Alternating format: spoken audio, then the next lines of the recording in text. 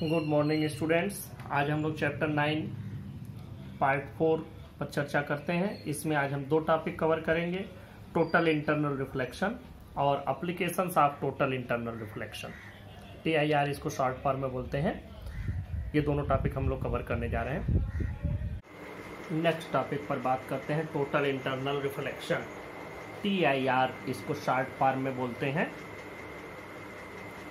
अब ये देखो, ये है क्या, जैसे हमने एक इंटरफेस बनाया, ये दो मीडियम को अलग करता है। इसके इधर डेंसर मीडियम है, इसके इधर रेयरर मीडियम है। अब आप ये बात जानते हैं कि अगर हम यहाँ से कोई रे इंसिडेंट कराएं, ध्यान देना हम डेंस वाले से चल रहे हैं, डेंस से अगर कोई रे ऑफ लाइट हम इंसिडेंट कराते हैं तो ये अवे से नॉर्मल से थोड़ा अवे हो जाता है।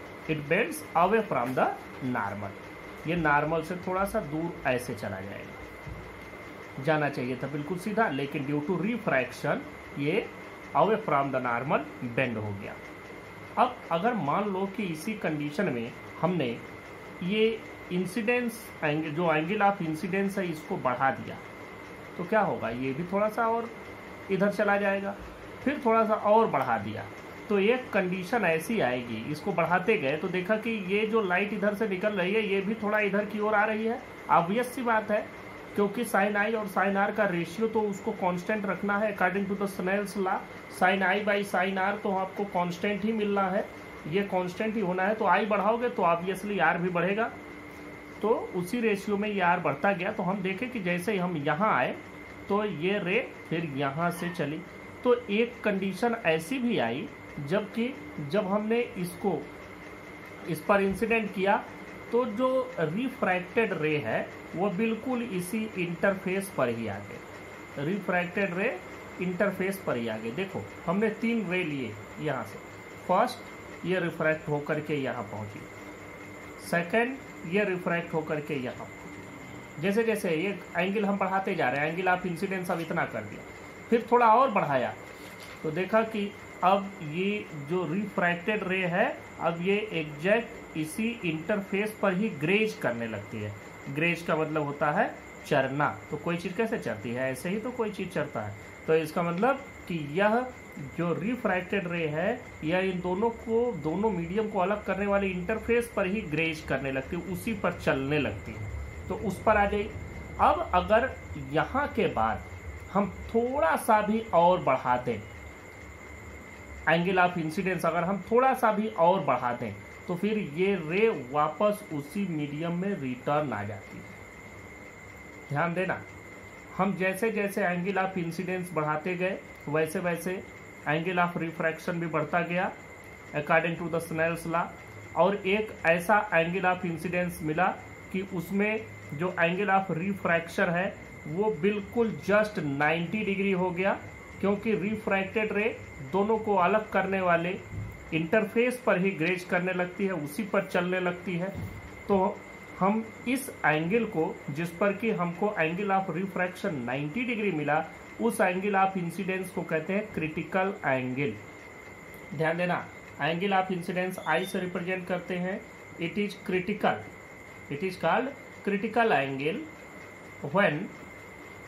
when angle of incidence angle of refraction R becomes 90 degree. तो जिस एंगल ऑफ इंसिडेंस पर एंगल ऑफ रिफ्रैक्शन 90 डिग्री हो जाता है उस एंगल ऑफ इंसिडेंस को क्रिटिकल एंगल कहा जाता है। अब क्रिटिकल एंगल से थोड़ा सा ज़्यादा हम बढ़ाए तो ये पूरी की पूरी रे वापस रिटर्न इसी मीडियम में आ गई। अब लॉ ऑफ रिफ्रैक्शन खत्म, लॉ ऑफ रिफ्लेक्शन शुरू हो गया। अब यहाँ से लॉ ऑफ रिफ्लेक्शन लगने लगा। तो आपको एक बात समझ में आ जानी चाहिए कि इसके लिए किन किन चीज़ों की ज़रूरत पड़ी। इसके लिए सबसे पहले ज़रूरी ये हुआ कि जो लाइट ट्रेवल कर रही है वो डेंस से रेयर मीडियम में जाए। सबसे फर्स्ट कंडीशन इसकी यही है। यहाँ पर फर्स्ट कंडीशन क्या है कि लाइट की रे, इस घटना के होने के लिए जो नेसेसरी कंडीशंस हैं उनमें फर्स्ट कंडीशन यही है कि लाइट की रे डेंस मीडियम से रेयर में जानी चाहिए। दूसरा, ये टोटल इंटरनल रिफ्लेक्शन तभी होता है जबकि एंगल ऑफ इंसिडेंस इस क्रिटिकल एंगल से थोड़ा सा ज़्यादा हो। क्रिटिकल एंगल से जैसे ही बढ़ाएंगे वैसे ही ये लाइट की रे वापस आ गए। तो इसके ये दो कंडीशन हो गए। These are the two necessary conditions for total internal reflection. ये बहुत पूछा भी जाता है एग्जाम्स में आपसे कि what do you mean by total internal reflection and what are the necessary conditions for total internal reflection. तो these are the two necessary conditions. दूसरी बात, इसको हमने दो वर्ड से मिला के बनाया है, पहला टोटल और दूसरा इंटरनल रिफ्लेक्शन। टोटल और इंटरनल का मतलब समझो। टोटल का मतलब क्या है? जैसे जब लाइट की रे, आपको मालूम है कि किसी मिरर पर आपने जब लाइट इंसिडेंट कराए तो इस मिरर पर लाइट ऐसे इंसिडेंट हुई तो यह लाइट इधर की ओर रिफ्लेक्ट हो गई। लेकिन इस रिफ्लेक्शन में दो और घटनाएं होती हैं। एक तो यह जो भी इंटरफेस है जिस पर यह टकराया, जो मिरर है, ये कितना भी प्लेन हो लेकिन यह कुछ न कुछ लाइट को एब्जॉर्ब कर लेता है। दूसरी घटना इसमें क्या होती है कि कुछ न कुछ लाइट इसके इस पार रिफ्रैक्ट भी होता है। वो हमें पता नहीं चलता, हमें नहीं दिखता, हमें तो लगता है कि सारी की सारी लाइट आ गई, लेकिन कुछ न कुछ इस सरफेस से एब्जॉर्ब हो गया और कुछ न कुछ अंदर की ओर रिफ्रैक्ट हो गया।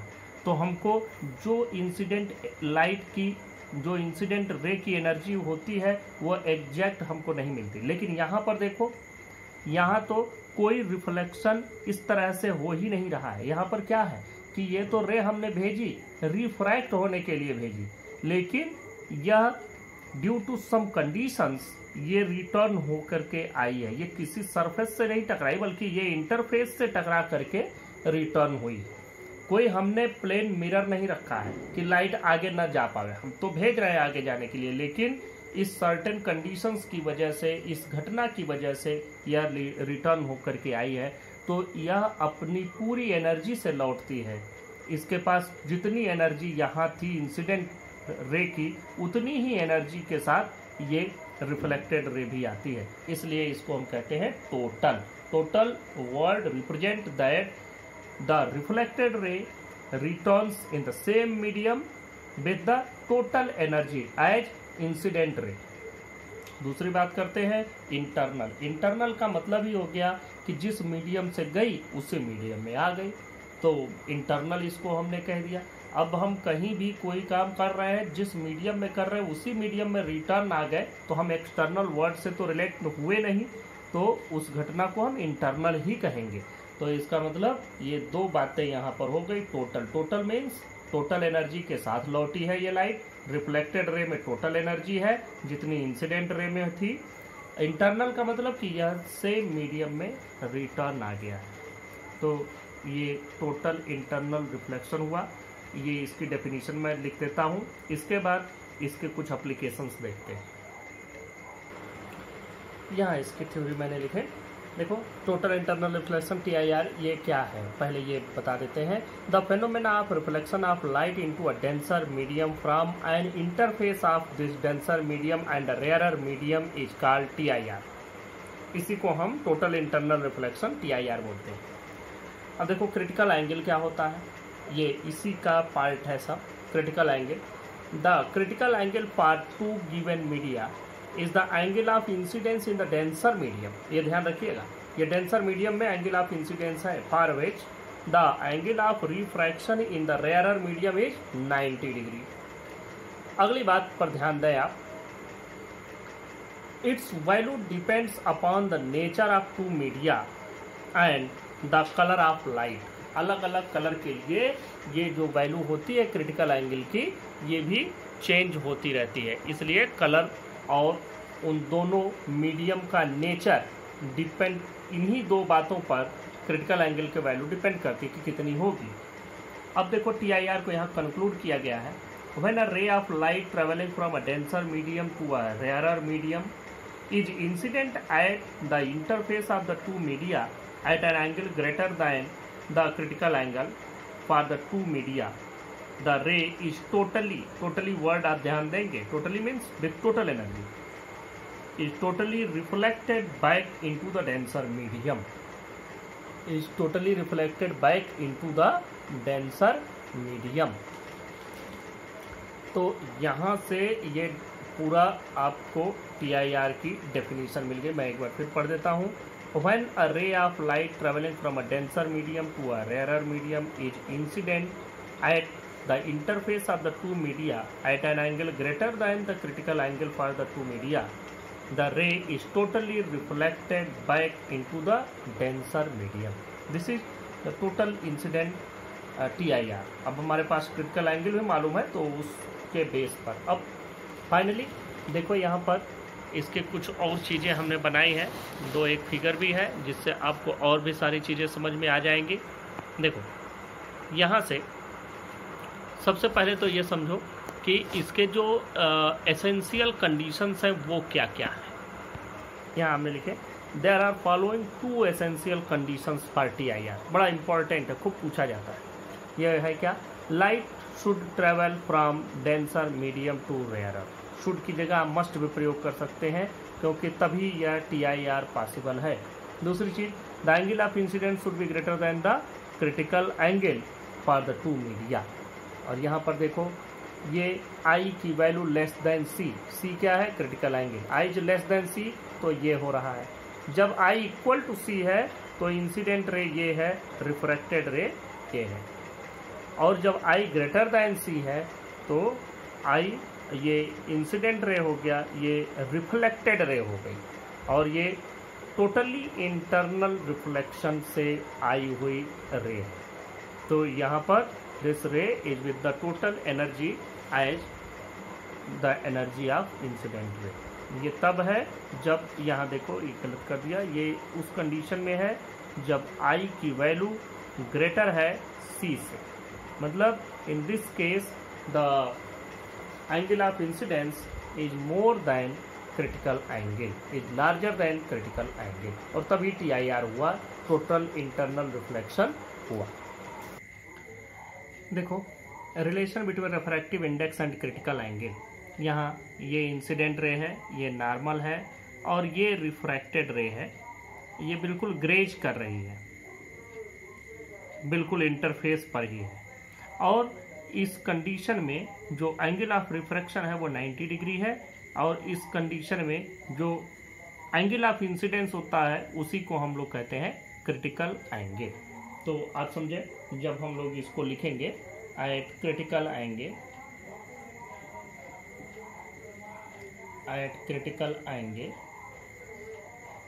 I is equal to C, we get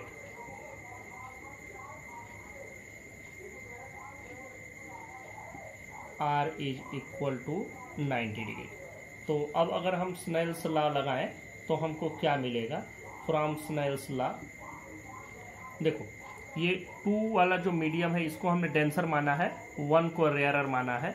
तो यहाँ रे जा रही है 2 से 1 में, तो हम इसको क्या कहेंगे? रिफ्रैक्टिव इंडेक्स ऑफ 1 हम कैलकुलेट करेंगे विथ रेस्पेक्ट टू 2, और यह जो वैल्यू आएगी ये हो जाएगी sine I by sine R।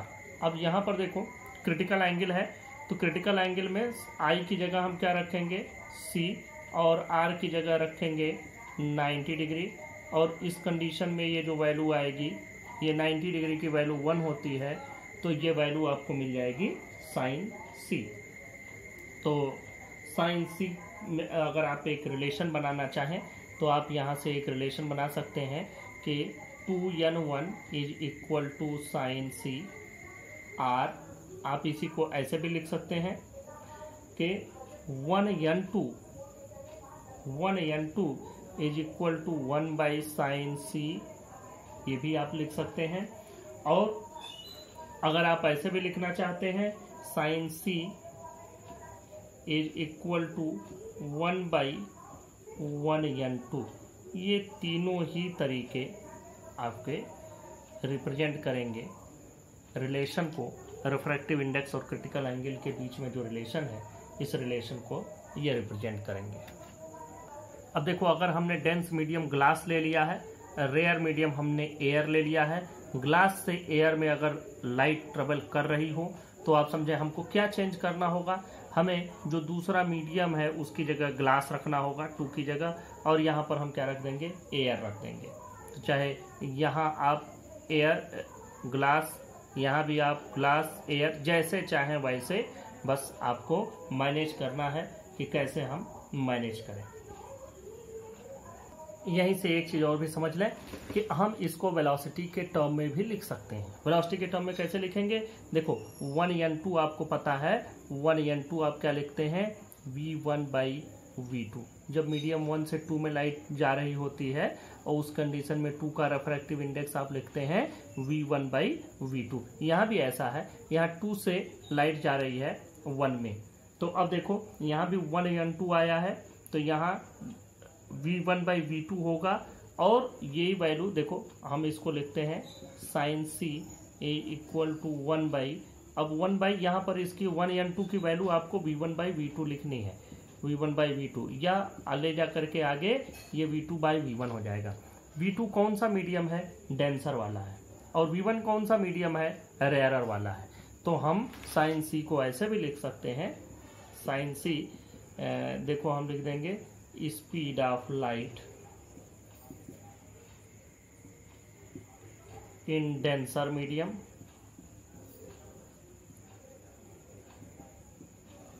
Divided by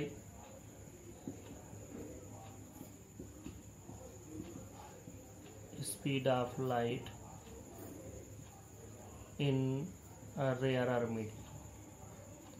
तो यह भी आपका क्रिटिकल एंगल का एक फार्मूला बन जाएगा in terms of speed of light in the two media. अब इसी रिलेशन को एक और तरीके से देख लेते हैं, बस है वही चीज़, थोड़ा सा चेंज कर दिया है, इसलिए कि देखो ये रेयरर हो गया, इसमें वेलोसिटी VR और इसका absolute refractive index NR। Denser हो गया ये मीडियम, डेंस से रेयर में रे जा रही है, और क्रिटिकल एंगल है, क्रिटिकल एंगल पर 90 डिग्री का एंगल ऑफ रिफ्रैक्शन हमको मिल रहा है। डेंसर मीडियम में वेलोसिटी VD है और इसका एब्सोल्यूट रिफ्रैक्टिव इंडेक्स ND है। देखो जब ये यहाँ से गया है तो हम लोग इसको क्या लिखेंगे?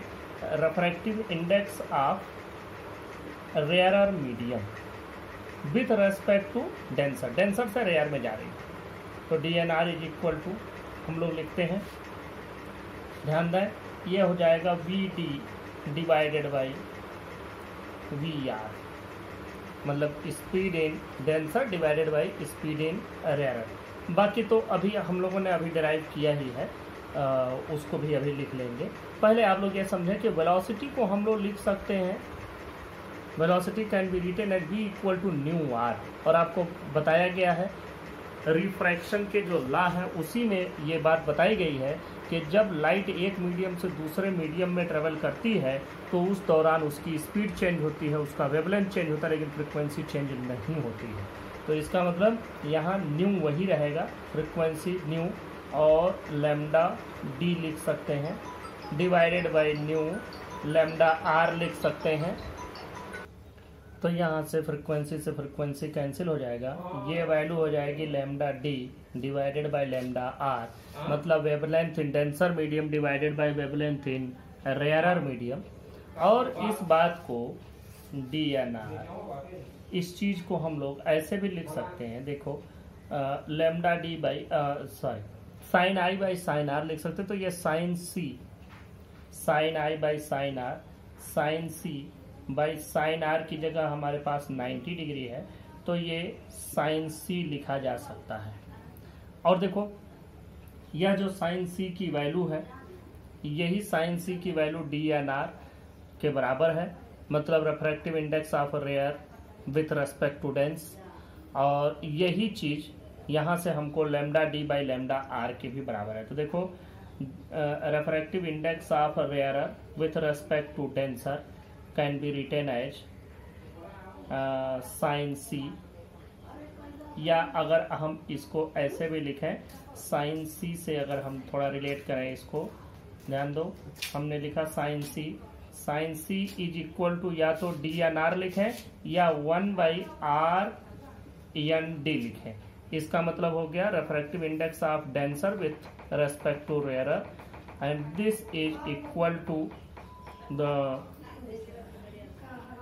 Lambda d by lambda r मतलब wavelength in denser divided by wavelength in rarer, and it is also equal to velocity in denser divided by velocity in rare. ये सभी आपके रिलेशंस हो गए। इन रिलेशन से हम लोग साइन सी की वैल्यू और इजीली कैलकुलेट कर सकते हैं, जो भी चीज़ आपको मालूम हो। तो ये रिलेशंस याद करना जरूरी नहीं है, रिलेशंस बनाने आना जरूरी है, क्योंकि आप रट्टा कहाँ तक मारेंगे, इसमें तो हजारों फार्मूले मिलेंगे, सबको रटना पॉसिबल नहीं है। इसीलिए यहाँ डेरिवेशन सिखाए जाते हैं। बहुत सारे बच्चे पूछते भी हैं कि सर इतने लंबे लंबे डेरिवेशन सीखने का क्या फायदा। तो आपके पास तो पूरा 11-12 कंप्लीट होते तो कई हजार फार्मूले हो जाएंगे, तो उतना फार्मूला कहाँ तक रट्टा मारोगे। और वो रट्टा मार करके अगर याद भी कर लिए तो उससे आपका कॉन्सेप्ट नहीं समझ में आया। और यहाँ अगर ये चीज आपके समझ में आई हुई है तो ये फार्मूला तो आपको बनाने में 1 मिनट लगेगा। हमने तो पूरा समझा करके भी बनाया तो मेरे हिसाब से 3-4 मिनट लगे। तो अगर मैं बिल्कुल न समझाऊं, अगर मुझे सिर्फ बनाना हो तो मुझे 1 मिनट से कम का टाइम लगे। तो ये तरीका है जिससे आप समझ लेंगे। Applications of total internal reflection, इसमें देखो जो सबसे फर्स्ट एप्लीकेशन हम लोग देखते हैं मिराज। बहुत सारे एप्लीकेशंस हैं TIR के, जिसमें से कुछ इम्पोर्टेंट हम लोग डिस्कस करेंगे। इसमें फर्स्ट है मिराज। मिराज है क्या? मिराज एक तरह का ऑप्टिकल इल्यूजन है। इल्यूजन का मतलब होता है मोह माया। तो एक मतलब ऑप्टिक्स से लाइट की ये एक तरह की आप कह सकते हैं कि भ्रम है, माया जाल है। ये कब होता है?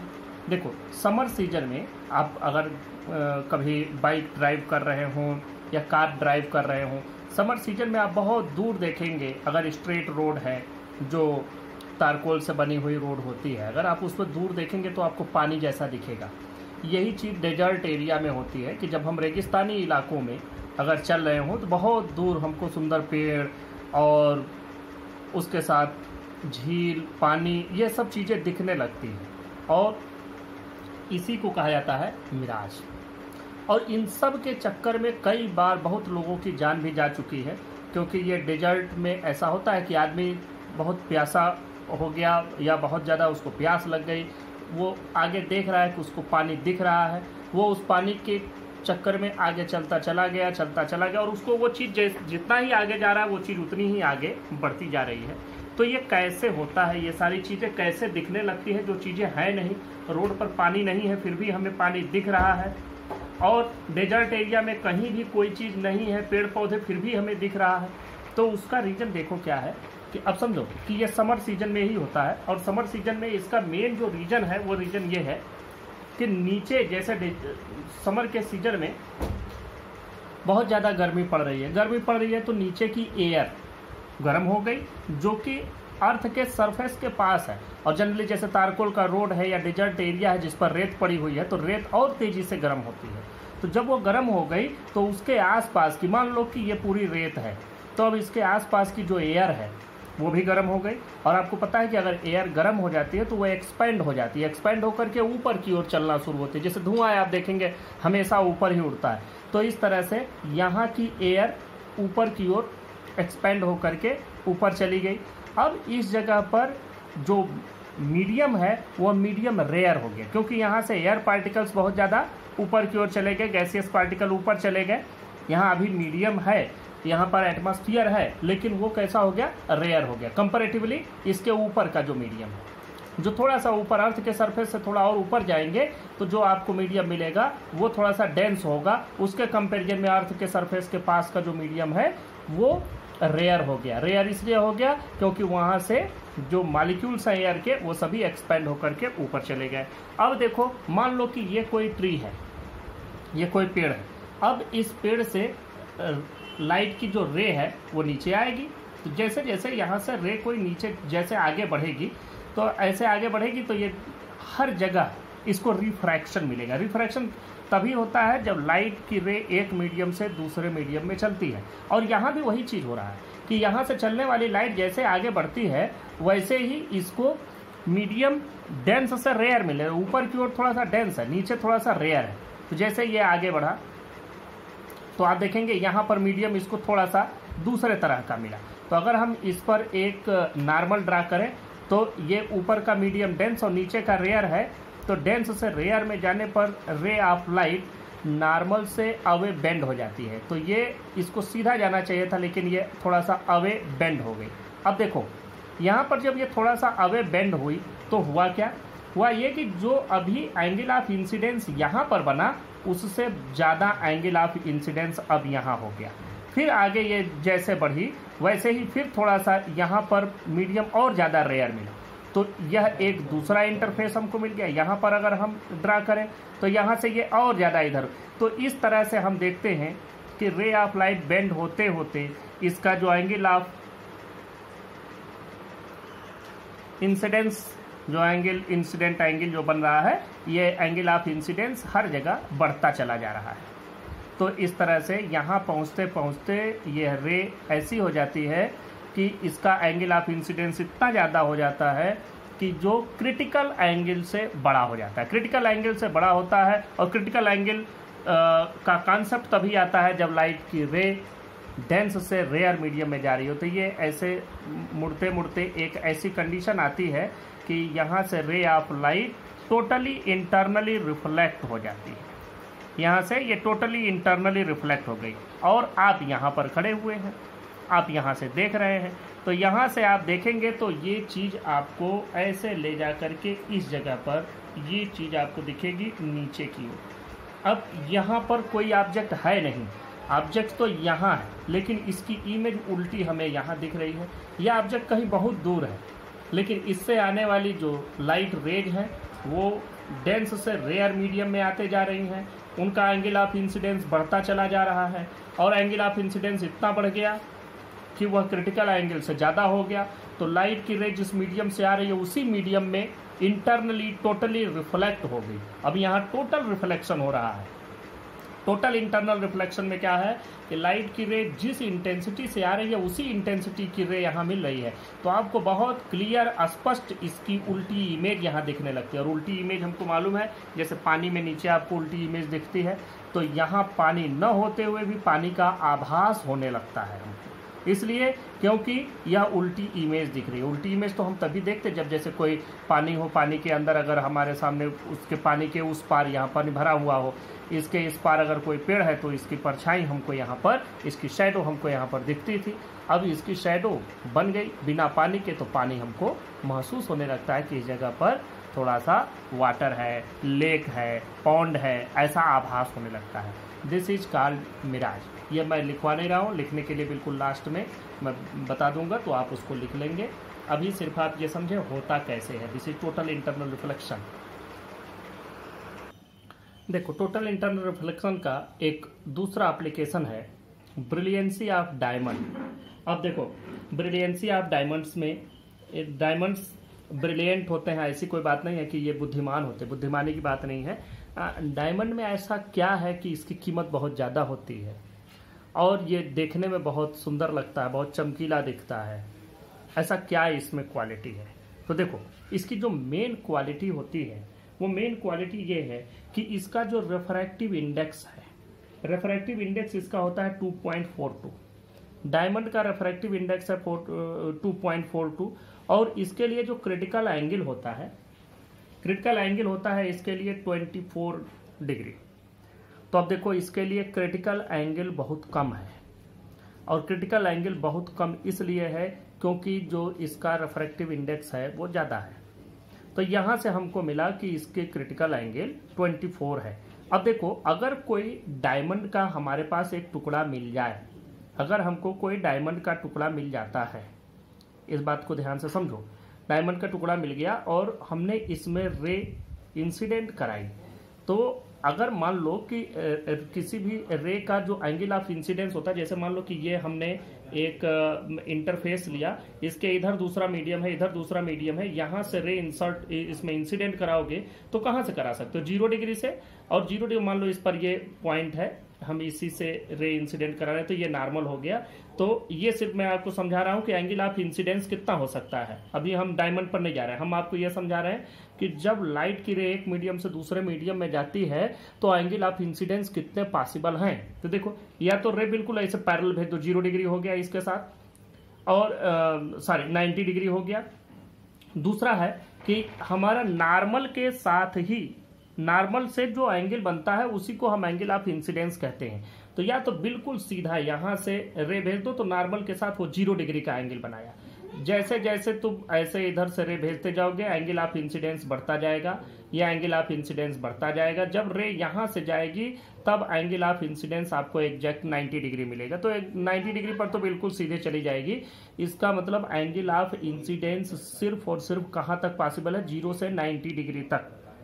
अब अगर इधर की ओर बढ़ोगे तो भी 0 से ये 90 ही जाएगा यहां तक। 90 के बाद तो इधर तो दूसरा मीडियम शुरू हो जाएगा। तो एक मीडियम के लिए एंगल ऑफ इंसिडेंस 0 से लेकर 90 तक ही हो सकता है, चाहे कोई भी मीडियम हो। तो अब देखो ये डायमंड है, डायमंड में मान लो 0 से 90 डिग्री तक अगर हमने 90 रेज इसमें अंदर भेजी, 90 रेज अगर हम इसमें अंदर इंसिडेंट कराएं तो होगा क्या, जो 24 डिग्री तक का जो रे होगा, 24 डिग्री इसका क्रिटिकल एंगल है। मतलब 24 डिग्री के बाद जो रे इसमें अंदर जा रही है, या जो इसमें रे है जो इससे पार हो रही है, तो अगर उसका angle of incidence more than 24 degree है तो वो रे इसके अंदर ही रुकी रह जाएगी। तो जब इसके अंदर ही रुकी रह जाएगी तो वो इसी में इंटरनली रिफ्लेक्ट होकर के एक से दूसरे, दूसरे पर तीसरे, इस तरह से इसका इंटरनल रिफ्लेक्शन होगा और वो रे इसी के अंदर घूमती रह जाएगी। तो अगर हम 90 रे इंसर्ट कराते हैं इसमें तो 90 माइनस 24 तो इसमें से बाहर आएंगे, लेकिन इसमें 90 माइनस 24 मतलब 60 से 24 तो बाहर आ गए, लेकिन 90 माइनस 24 66 रेज इसमें अंदर ही रह गए। तो यह 66 रेज इसमें अंदर ही टोटली इंटरनली रिफ्लेक्ट होकर के एक सरफेस से दूसरे पर स्ट्राइक करते रहेंगे और वह देखने में बहुत सुंदर लगेगा, बहुत चमकीला लगेगा। अगर उतना ही बड़ा, जितना बड़ा आपने डायमंड लिया उतना ही बड़ा, अगर मान लो हम एक ग्लास ले लें, शीशे की एक छोटी सी कोई कांच की गोली ले ली जाए, तो मान लो एक ग्लास का पार्टिकल आप लिए, वो भी आप उसी शेप का बनाए वैसे ही, और मान लो उसमें आपने रे इंसर्ट कराई, उसमें रे अंदर गई, इंसिडेंट हुई, तो जो हम लोग ग्लास का कोई मटेरियल लेते हैं तो ग्लास के लिए जो क्रिटिकल एंगल होता है वो होता है 42 डिग्री। तो इसका मतलब 90 माइनस 42, अगर हम 90 रे इंसर्ट कराते हैं इसमें तो 90 माइनस 42 रेज अंदर रुक जाएंगे, क्योंकि 42 रेज तो बाहर आ जाएंगे क्योंकि ये आपके क्रिटिकल एंगल से पहले के हैं। तो 42 रेज बाहर आ गए और 90 माइनस 42 मतलब 48 रेज अंदर रह गए। तो ये रे भी अंदर रहेंगे तो अच्छा लगेगा देखने में, लेकिन इसमें इससे ज़्यादा है और सबसे ज़्यादा है, और कोई भी ऐसा क्रिस्टल मटेरियल हमको नहीं मिलता है जिसमें इससे ज़्यादा रेज अंदर रुकते हैं। तो ये रेज अंदर रहते हैं, इसीलिए अगर कहीं भी डायमंड का एक टुकड़ा रखा गया है तो उसमें अगर कोई भी एक भी रे उसमें जा रही है तो वो टोटली इंटरनली रिफ्लेक्ट होकर के उसी डायमंड के अंदर रहती है, जिससे वो देखने में बहुत चमकदार और बहुत अच्छा लगता है। इसीलिए बहुत कॉस्टली मटेरियल है और यही इसकी ब्रिलियंसी का मेन रीजन है।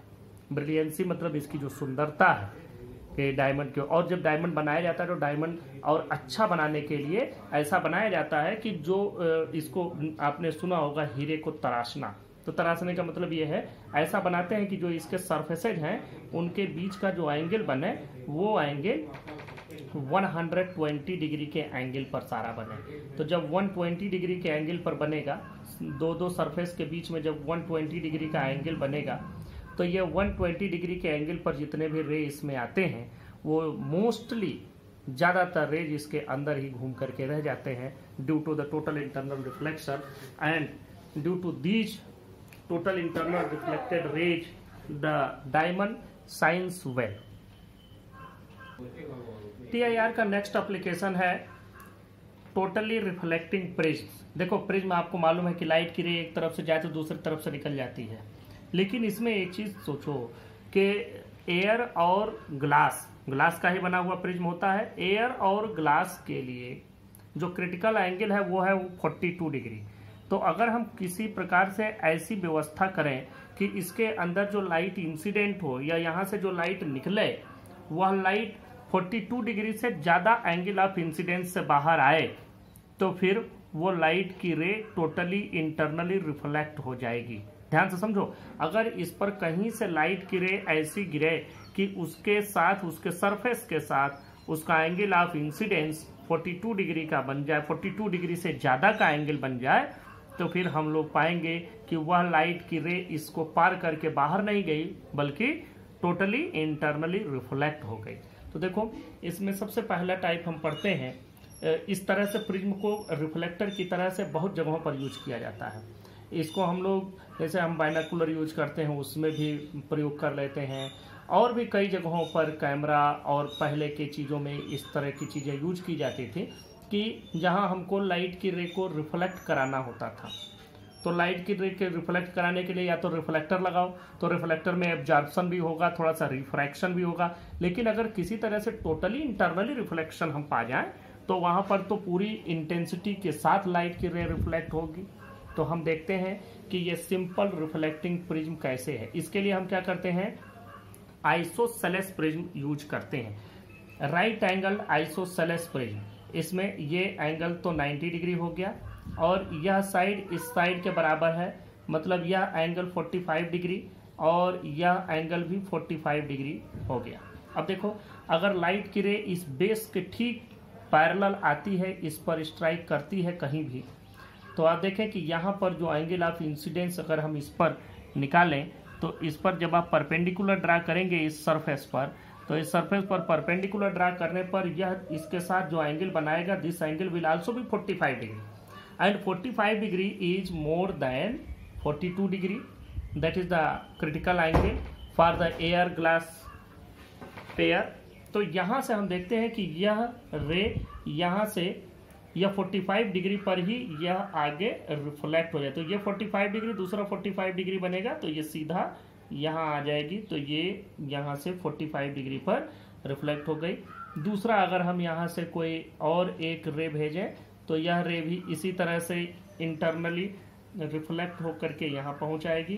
तो इस तरह से हमको मिलता है टोटल इंटरनल रिफ्लेक्शन। देखो, हम यहाँ बात करते हैं रे 1 ये है, रे 2 ये है, और 1 से 2 के बीच में कोई ऑब्जेक्ट इस तरह से रखा हुआ है। तो अब देखो, 1 वाली रिफ्लेक्ट होकर के कहाँ आई, 1 वाली ये आ गई और 2 वाली यहाँ आई, ये 2 वाली है। तो अब हमको ऑब्जेक्ट यहाँ पर इस तरह से दिखेगा। तो अगर आप कोई ऑब्जेक्ट यहाँ रखा हुआ है और इस जगह से देखना चाहें तो बिल्कुल आराम से आप due to the total internal reflection यहाँ पर देख पाएंगे और बहुत क्लियर देख पाएंगे, क्योंकि इसमें लाइट की इंटेंसिटी कहीं भी रिफ्रैक्शन और एब्जॉर्प्शन से खत्म नहीं हुई, एब्जॉर्ब नहीं हुई, न कहीं भी किसी भी तरह से इसकी एनर्जी रिड्यूस हुई है।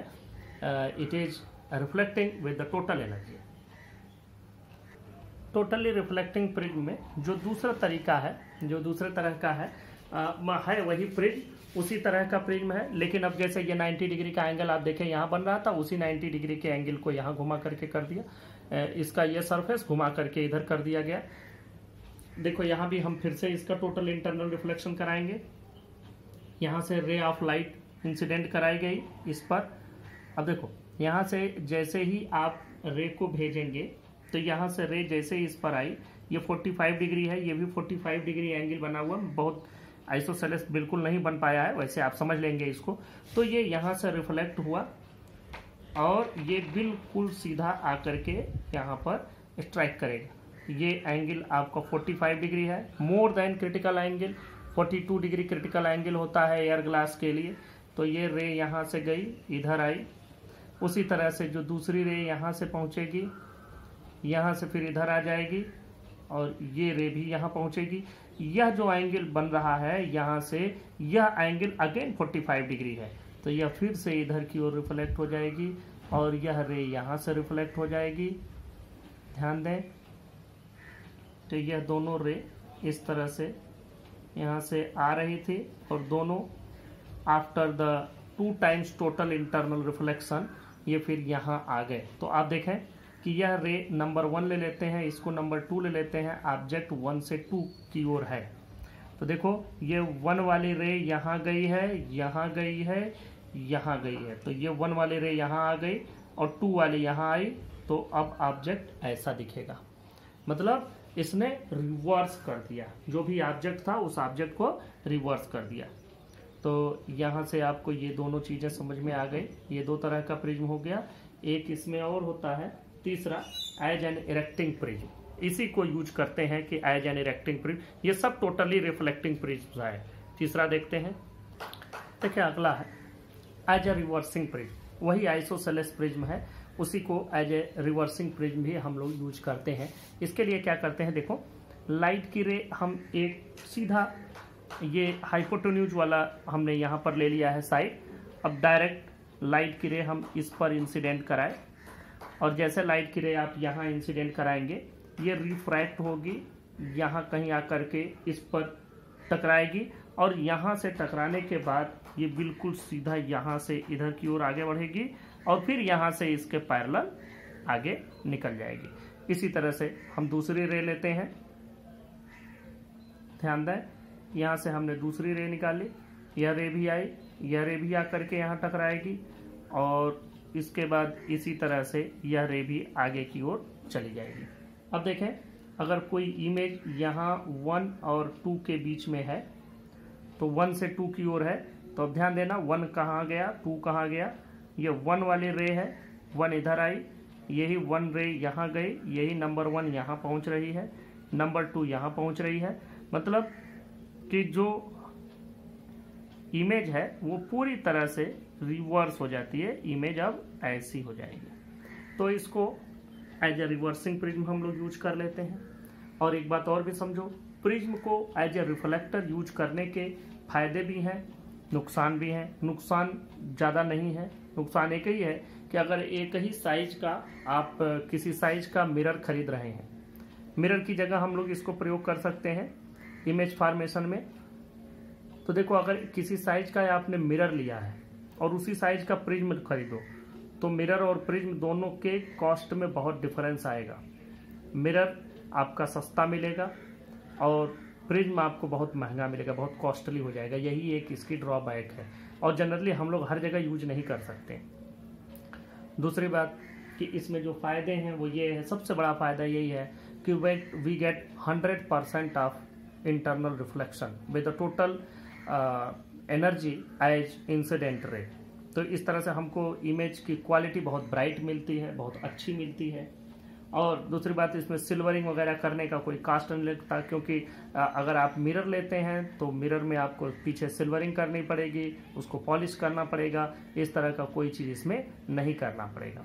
उसमें एब्जॉर्प्शन भी होगा, उसमें थोड़ा रिफ्रैक्शन भी होगा। इसमें ना ही एब्जॉर्प्शन है ना रिफ्रैक्शन है। ऑलमोस्ट 100% ऑफ इंसिडेंट रे एनर्जी इज ऑब्टेन्ड हियर।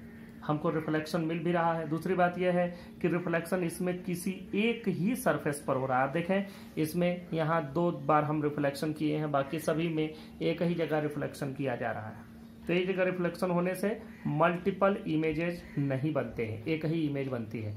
तो ये सभी कुछ इसके फ़ायदे भी हैं, और ज़्यादातर इसके बेनिफिट्स ही हैं, ड्रॉबैक्स इसके बहुत कम है। एक इसका और एप्लीकेशन है ऑप्टिकल फाइबर, जो सबसे मोस्ट इम्पॉर्टेंट एप्लीकेशन है, आपके बोर्ड एग्जाम्स में बहुत ज़्यादा पूछा जाता है। ऑप्टिकल फाइबर में होता क्या है, देखो सबसे पहले एक बात समझो कि जैसे हमें किसी सिग्नल को बहुत दूर भेजना है, तो सिग्नल को जनरली हम क्या करते हैं, हम इलेक्ट्रिकल फॉर्म में कन्वर्ट करते हैं और वायर के थ्रू भेज देते हैं। जैसे टेलीफोन लाइन, इंटरनेट लाइन, ये सारी लाइन्स जो आप देखते हैं, जो भी इस तरह से कन्वर्सेशन होता है थ्रू द वायर्स, वो कन्वर्सेशन ऐसे ही होता है, लाइट के थ्रू इलेक्ट्रिकल सिग्नल के फॉर्म में चलते हैं सिग्नल। अब देखो, यहाँ पर यह टेक्नोलॉजी आई जब ऑप्टिकल फाइबर वाली टेक्नोलॉजी में हम करते क्या है, सबसे पहले इसको समझो कि ज़्यादातर जो कम्युनिकेशन में ऑप्टिकल फाइबर प्रयोग किया जाता है वो कैसे प्रयोग करते हैं। कोई भी वॉइस का सिग्नल मान लो, या कोई आप इमेज का सिग्नल मान लो, या वीडियो का सिग्नल, कोई भी सिग्नल होगा, उस सिग्नल को पहले डिजिटल में कन्वर्ट किया जाएगा। डिजिटल मतलब बाइनरी में कन्वर्ट किया जाएगा, 0 1 1 1 0 जैसे जो भी उसका बाइनरी में कन्वर्ट करने पर वो कोड आए। फिर उस जो इलेक्ट्रिकल ये बाइनरी सिग्नल बना, फिर इसको हम लाइट के फॉर्म में कन्वर्ट कर देते हैं। और लाइट के फॉर्म में कन्वर्ट करने के लिए जनरली एलईडी या इस तरह के अरेंजमेंट लगाए जाते हैं। ये लाइट एमिटिंग डायोड है, इसमें जिस तरह से आप वोल्टेज देंगे उस तरह की लाइट निकलती है। तो इस तरह से इस सिग्नल को हम लाइट में कन्वर्ट कर लिए। अब इस लाइट को एक जगह से सेंड किया और दूसरी जगह यहाँ हमने रिसीव कर लिया। और जब दूसरी जगह आपने रिसीव किया तो यहाँ पर लाइट्स को फिर इलेक्ट्रिसिटी में कन्वर्ट करना है, जिसके लिए हम फोटो डिवाइसेज यूज करते हैं, जैसे फोटो सेल। तो फोटो सेल जैसा या फोटो सेंसिटिव मटेरियल या फोटो सेंसिटिव कोई भी इलेक्ट्रॉनिक इक्विपमेंट्स होगा, उसको आप यहाँ पर यूज करेंगे जो लाइट को इलेक्ट्रिकल एनर्जी में कन्वर्ट कर दे। तो यहाँ पर आपको जो इलेक्ट्रिकल सिग्नल कन्वर्टेड था लाइट में, वह लाइट से फिर से इलेक्ट्रिकल सिग्नल मिल गया, उससे हम बाइनरी बना लिए। बाइनरी से जो भी इमेज थी, वॉइस था, वीडियो था, वो सिग्नल हमको यहाँ मिल गया। अब एक चीज देखो, यहाँ से कन्वर्ट होने के बाद जो सिग्नल यहाँ पहुंचा, उस सिग्नल के पहुंचने में टाइम कितना लगा? ये लाइट की स्पीड से चला, ये सीधा लाइट की स्पीड से यहाँ तक पहुंचा। लेकिन लाइट की स्पीड से पहुंचने में एक प्रॉब्लम होती है कि लाइट बिल्कुल स्ट्रेट लाइन में ही चलता है।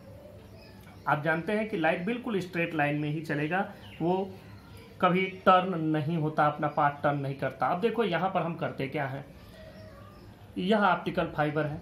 ऑप्टिकल फाइबर बहुत पतला, बिल्कुल ग्लास की पाइप होती है, बिल्कुल हेयर लाइक, बाल के बराबर लगभग होता है। जो इसका डायमीटर होता है, डायमीटर कुछ माइक्रोमीटर होता है। माइक्रोमीटर का मतलब 10⁻⁻⁶ मीटर के ऑर्डर में होता है। सेंटीमीटर, मिलीमीटर 10⁻⁻³ तक ही जाता है, ये 10⁻⁻6 मीटर के ऑर्डर में है। तो इतना कम होता है, हेयर लाइक इसका आप स्ट्रक्चर पाएंगे। तो अब इसमें हम जब इसको किसी दूसरे ऑब्जेक्ट से कवर करते हैं तो उस ऑब्जेक्ट को कहते हैं क्लाइडिंग, जिससे हमें इसको कवर करना है। अब देखो, आपको एक चीज मालूम है कि एयर और ग्लास के लिए आपने पढ़ा था 42 डिग्री का क्रिटिकल एंगल। हम यहाँ पर जो मटेरियल से जिसको इसको ढक रहे हैं, उस मटेरियल का जो हम रिफ्रैक्टिव इंडेक्स लेते हैं, वो रिफ्रैक्टिव इंडेक्स ऐसा लेते हैं कि वह इस कोर वाले मटेरियल से कम हो। कोर में हम ग्लास या क्वार्ट्ज यूज करते हैं, ज़्यादातर ग्लास ही यूज किया जाता है। और जो क्लैडिंग वाला मटेरियल है, इसका रिफ्रैक्टिव इंडेक्स इससे कम होता है। इससे कम होने का मतलब कि यह रेयर होता है। ये अंदर जो मटेरियल है ये डेंस है, इसके बाहर रेयर है। अब देखो, लाइट को बहुत छोटे एंगल पर आपने इसमें इंसर्ट करा दिया, तो जैसे इंसिडेंट हुआ इसमें ऐसे आएगा ये, और यहाँ पर लाइट की रे इंसिडेंट होगी, ये बनेगा एंगल ऑफ इंसिडेंस। अब यह एंगल ऑफ इंसिडेंस, यह जो कोर है और ये जो इसको ढके हुए मटेरियल क्लैडिंग है, ये कोर और क्लैडिंग के लिए जो क्रिटिकल एंगल है उससे ज़्यादा एंगल ऑफ इंसिडेंस हो जाता है, जिससे कि ये क्लैडिंग में अंदर नहीं जाने पाता, बल्कि यहीं से टोटली इंटरनली रिफ्लेक्ट होकर के फिर यहाँ आ जाता है, और फिर उसी एंगल पर यहाँ भी आकर के टकराएगा, और फिर ये दोबारा यहाँ जाएगा, और यहाँ से फिर ये यहाँ जाएगा, और इस तरह से ये आगे बढ़ता चला जाता है। अब देखो, इसमें अगर मान लो कि ये पाइप ऐसे टर्न भी हुआ, ये पाइप ऐसे अगर टर्न होता है तो भी ये लाइट की रे तो ऐसे करके चल रही है, तो इसमें लाइट की रे में कोई फर्क नहीं पड़ता, चाहे इसको कितना भी टर्न करें, ट्विस्ट करें, ये लाइट की रे बिल्कुल ऐसे चलती चली जाएगी। इवन आप लाइट की रे को यहाँ पर टर्न भी करा सकते हैं, जो कि हम लोग अभी तक जैसे पानी का पाइप होता है, पानी के पाइप को अगर ऐसे कहीं भी घुमाया तो उसी तरह से पानी भी घूमता रहता है, तो इसमें लाइट भी ऐसे घूम सकती है, क्योंकि लाइट तो इसमें तो सीधी रेखा में चल रही है, बिल्कुल स्ट्रेट लाइन यहाँ पर स्ट्रेट पाथ फॉलो कर रहा है, लेकिन इसको हम ऐसे टर्न करा सकते हैं, ये कहीं भी टर्न होती है। तो इस तरह से यह जो सिग्नल यहाँ से यहाँ गया, उस सिग्नल के जाने में स्कोर और क्लैडिंग के पेयर ने ही सबसे इम्पोर्टेंट रोल प्ले किया।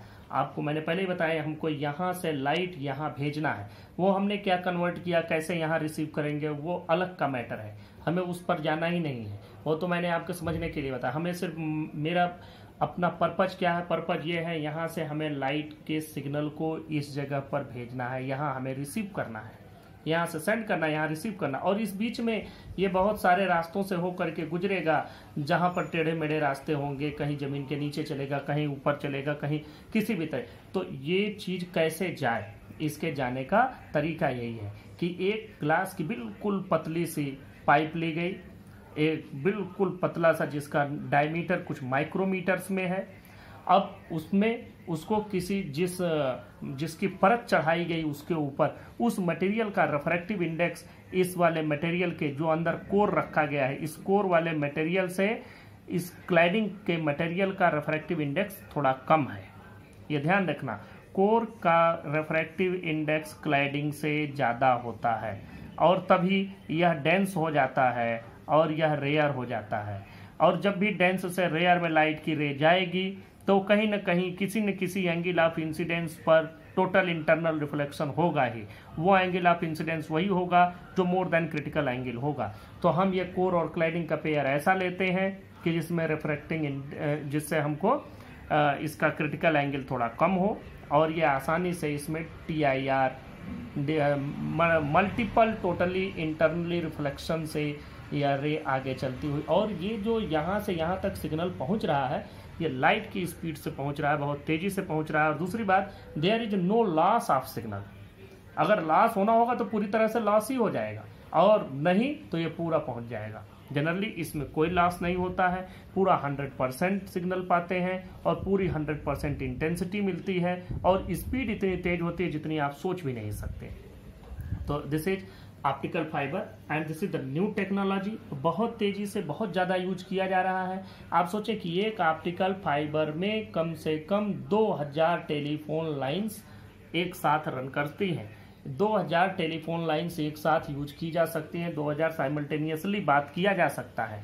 तो यह इतना ज़्यादा इफेक्टिव है, कास्ट इफेक्टिव भी है, थोड़ा कहीं कहीं एक्सपेंसिव पड़ जाता है कम दूरी के लिए, लेकिन इसमें बहुत सारी फैसिलिटीज हैं। दूसरे इसका अगर आप एप्लीकेशन मेडिकल लाइन में देखेंगे, ये तो हो गया कि सिग्नल के ट्रांसमिशन के लिए हमने बात की। अगर आप इसको मेडिकल लाइन में यूज करते हैं तो देखो, जैसे ये मैंने बताया किसी आदमी के शरीर के अंदर का हमें कोई चीज़ देखना है, तो अगर आप किसी भी ऑप्टिकल फाइबर को लिए हैं और उसमें ऑप्टिकल फाइबर में आप जान रहे हैं लाइट की रे ट्रेवल कर लेगी और वो मुड़ करके भी यहाँ पर लाइट की रे हमको मिल जाएगी। जो हमने लिया था वो लाइट की रे हमको यहाँ से लिया, भले ही मुड़ते हुए चली गई। तो आप एक पाइप में ऑप्टिकल फाइबर्स रखे हुए हैं, उसको हम लोग जनरली एक नाम देते हैं लाइट पाइप। एक बंडल होता है ऑप्टिकल फाइबर के, बंडल बना लेते हैं और उसी पूरे बंडल को कहते हैं लाइट पाइप। तो एक लाइट पाइप हमने ले लिया और उस लाइट पाइप फ्लेक्सिबल होगा ही, और उसको किसी पेशेंट के जैसे स्टमक में क्या प्रॉब्लम है अगर हमको ये जाननी है, उसकी इमेज देखनी है, तो इमेज देखने का एक तरीका लाइट पाइप है। वो क्या तरीका है, कैसे देखेंगे और एक्चुअल इमेज मिलेगी। 2 पाइप उसके थ्रोट के रास्ते, मुंह के रास्ते, गले के रास्ते 2 पतले पाइप डाले जाए। आप जानते हैं माइक्रोमीटर में इसका है, तो ये कितना भी बंडल बनाएंगे तो भी बहुत ज़्यादा मोटा नहीं बनेगा। तो हम 2 पाइप डाल दें, एक से लाइट और दूसरे से लाइट पाइप। अब लाइट अंदर गई तो स्टमक के किसी भी एरिया का, जिस एरिया का आपको देखना है इमेज, तो उस एरिया पर लाइट जब गिरेगी तो वहाँ से रिफ्लेक्ट होकर के लाइट इस लाइट पाइप में आएगी और इस लाइट पाइप को आप बाहर यहाँ पर उसकी इमेज अच्छे से देख सकते हैं, भले ही ये मुड़ करके आवे, क्योंकि इसमें तो लाइट TIR से आ रही है, टोटली इंटरनल रिफ्लेक्शन से आ रही है। और जो इमेज हमको यहाँ पर मिलती है वो कोई कैमरे वाली इमेज नहीं है, बिल्कुल रियल इमेज जैसी मिलती है, क्योंकि लाइट की इंटेंसिटी में कोई भी कमी नहीं आई, लाइट कहीं एब्जॉर्ब नहीं हुई, लाइट कहीं रिफ्लेक्ट नहीं हुई। तो जो भी लाइट है वो पूरी की पूरी यहाँ आती है, तो हमको एक क्लियर इमेज मिलती है। तो इस तरीके से ये मेडिकल में भी यूज होता है, ऑप्टिकल फाइबर सिग्नल के लिए भी यूज होता है, टेलीफोन लाइनों में भी यूज होता है, और इसको इंटरनेट के लिए, डेटा ट्रांसमिशन के लिए, there are many more applications of optical fibres. तो ये ऑप्टिकल फाइबर बिल्कुल लेटेस्ट टेक्नोलॉजी है, करेंटली बहुत ज़्यादा यूज में है।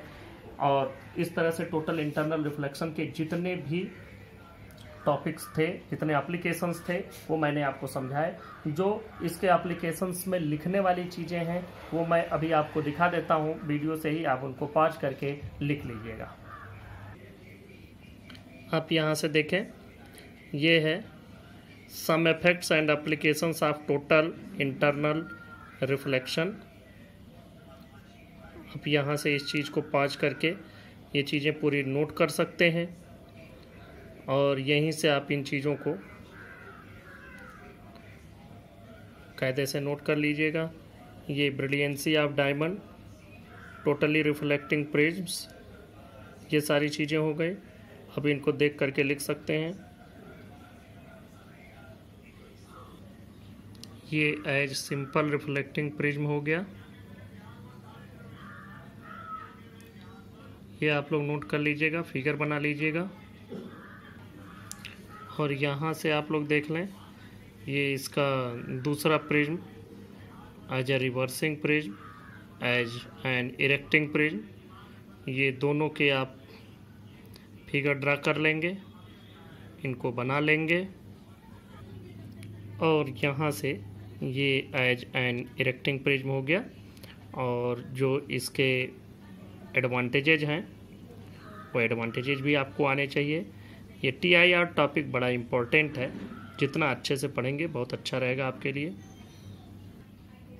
ये ऑप्टिकल फाइबर हो गया, इसका कंस्ट्रक्शन, प्रोपेगेशन, ये आपको बना लेना है फिगर। और ये ऑप्टिकल फाइबर के एप्लीकेशंस,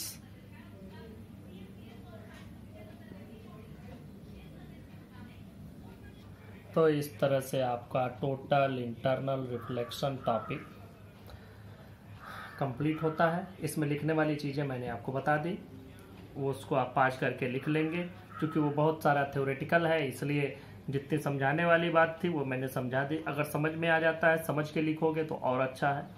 आप लिख लेंगे, समझ लेंगे। TIR is very important topic. तो नेक्स्ट लेक्चर से हम लोग नेक्स्ट टॉपिक देखेंगे। Thank you.